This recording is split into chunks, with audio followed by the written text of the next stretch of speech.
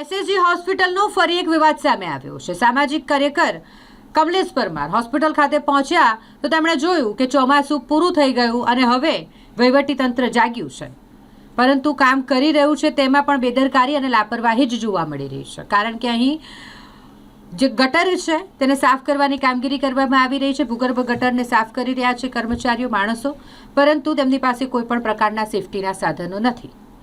કોઈપણ પ્રકારના સેફટીના સાધનો વગર તેઓ ગટરમાં ઉતરી અને આ ગંદકી સાફ કરી રહ્યા છે। જો તેઓને કંઈ થઈ જાય છે, તેમનું મૃત્યુ નિપજે છે, તો પછી તેના જવાબદાર કોણ ગણાશે? વારંવાર એસએસજી હોસ્પિટલ ખાતે પીઆઈયુ ડિપાર્ટમેન્ટ અને એસઆઈ ડિપાર્ટમેન્ટનો ઘોર બેદરકારી જોવા મળતી હોય છે। પીઆઈયુ ડિપાર્ટમેન્ટના અધિકારીઓ અને એસઆઈ ડિપાર્ટમેન્ટના અધિકારીઓ વારંવાર વિવાદમાં જોવા મળતા હોય છે।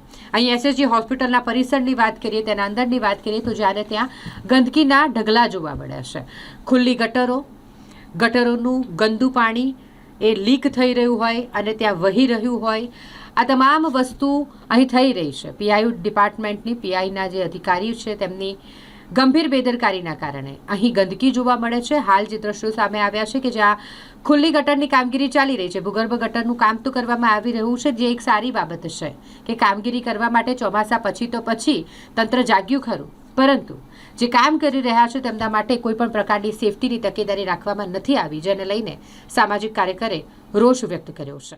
મધ્ય ગુજરાતની સૌથી મોટામાં મોટી હોસ્પિટલ છે। હોસ્પિટલમાં જે અવારનવાર તંત્રની બેદરકારીઓ સામે આવે છે, ત્યારે ખાસ કરીને હાલમાં અમે જાત તપાસ કરતાં અમને જોવા મળ્યું કે કેટલીક ગટરોના ચેમ્બરની અંદર જે કર્મચારીઓ પીઆઈયુ વિભાગના કર્મચારીઓ જે ઉતરી રહ્યા છે, આ સેફટીના સાધન સામગ્રી એટલે કે જે શૂઝ હોય, સાથે સાથે જે એમને હેન્ડ ગ્લોવ્સ હોય, આવી તમામ જે સેફટી માટેના સાધન સામગ્રી આપવાની હોય છે, પરંતુ ક્યાંક ને ક્યાંક લાગી રહ્યું છે કે આ કર્મચારીઓ ઉપર જે શોષણ થઈ રહ્યું છે, સાથે સાથે સેફટી વગર જે કામગીરી કરાવી રહ્યા છે, ત્યારે અવારનવાર જ્યારે પીઆઈયુ વિભાગના અધિકારીઓ સુપરવાઇઝરો ચર્ચામાં આવતા હોય છે, ત્યારે ખાસ કરીને એસએસજી હોસ્પિટલના સુપ્રિન્ટેન્ડન્ટ સાહેબે વહેલામાં વહેલી તકે કાયદાકીય કાર્યવાહી કરવી જોઈએ। કારણ કે ગઈકાલે પણ એક વ્યક્તિ જે કહેવાય છે કે જે બારીમાંથી કૂદી ગયો હતો અને એને ઈજાગ્રસ્ત હાલતમાં સારવાર અર્થે આઈસીયુ વિભાગમાં એડમિટ કરવામાં આવ્યો। એટલે કહેવાનો મતલબ કે એસએસજી હોસ્પિટલ તમામ રીતે બેદરકારી દાખવી રહ્યું છે, ત્યારે એસએસજી હોસ્પિટલના જે તે જવાબદાર વ્યક્તિઓ દ્વારા જે સુપરવાઇઝરો છે, પીઆઈયુ વિભાગના સાથે સાથે પીઆઈયુ વિભાગના અધિકારીઓ છે,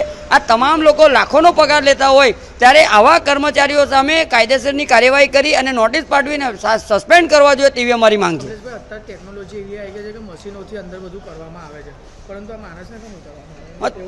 ચોક્કસથી જે ગટરના ચેમ્બર છે, આ ચેમ્બરની અંદર ઘણી ટેકનોલોજી આવી ગઈ છે, સાથે સાથે જે સોસિંગ જે કહેવાય છે કે પમ્પિંગમાં પણ જે એને જે સાફ કરવાનું મશીન પણ છે, પરંતુ ક્યાંક ને ક્યાંક લાગી રહ્યું છે કે આ સેફટી વગર જે માણસો અંદર કામગીરી કરી રહ્યા છે અને જો કદાચ આ મૃત્યુ પામે અથવા તો કોઈ પણ ઈજાગ્રસ્ત થાય તો તેનો જવાબદાર કોણ? એટલે ખાસ કરીને જે તે કર્મચારીઓની તકેદારી રાખી અને કામગીરી કરાવવી જોઈએ। સાથે સાથે અમે જ્યારે જાત તપાસ કરી ત્યારે જોવા મળ્યું કે કર્મચારીઓની ઉપર જે સુપરવાઇઝર હોવો જોઈએ, પરંતુ સુપરવાઇઝર પણ ત્યાં ગાડી નહોતો, કોઈ અધિકારી પણ નહોતા। એટલે ક્યાંક ને ક્યાંક લાગી રહ્યું છે કે સંપૂર્ણ બેદરકારી છે। આ બેદરકારી દાખવનાર અધિકારીઓ સામે કાયદાકીય કાર્યવાહી કરવી જોઈએ તેવી અમારી ખાસ માંગણી છે।